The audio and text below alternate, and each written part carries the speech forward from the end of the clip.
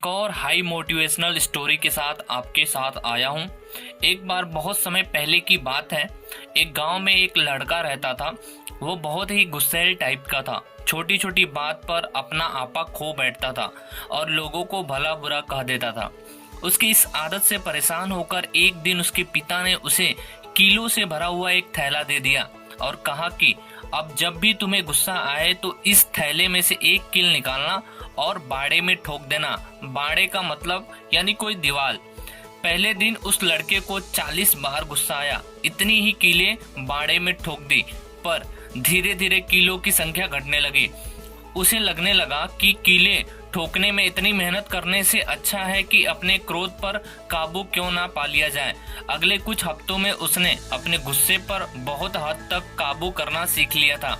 और फिर एक दिन ऐसा आया कि उस लड़के ने पूरे दिन में एक बार भी अपना टेम्पर नहीं लूज किया, यानी कि गुस्सा नहीं आया। जब उसने अपने पिता को ये बात बताई तो उसने फिर उसे एक काम दे दिया। उन्होंने कहा कि अब हर उस दिन जिस दिन तुम एक बार भी गुस्सा ना करो, इस बाड़े में से एक कील निकाल लेना। लड़के ने ऐसा ही किया और बहुत समय बाद वो दिन भी आ गया जब लड़के ने बाड़े में लगी आखिरी कील भी निकाल दी और अपने पिता को खुशी से यह बात बताई। तब पिताजी ने उसका हाथ पकड़कर उस बाड़े के पास ले गए और बोले, बेटे तुमने बहुत अच्छा काम किया है, लेकिन क्या तुम बाड़े में लगे हुए छेदों को देख पा रहे हो? तो अब बाड़ा कभी ऐसा नहीं बन सकता जैसे वो पहले था। जब तुम क्रोध में कुछ अपशब्द कहते हो तो सामने वाले व्यक्ति को गहरे घाव को छोड़कर जाते हो, यानी कि आपकी एक गलत शब्द से सामने वाले को कितना दुख होता है वो सिर्फ सामने वाला जानता है।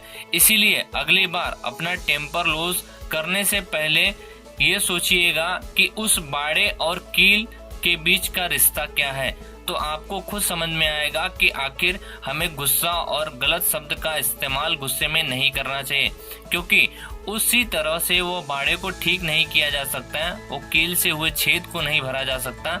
वैसे ही आप किसी को गलत शब्द कह दोगे तो उसे अपनी जबान से वापस नहीं कर पाओगे। इसलिए अपने गुस्से को हमेशा काबू करना सीखिए और खुशी खुशी लोगों से बात करना सीखिए। ऐसी ही मोटिवेशनल स्टोरी के साथ आपको मिलता रहूंगा। तब तक के लिए बाय बाय। हमारे चैनल को सब्सक्राइब जरूर कर लीजिए।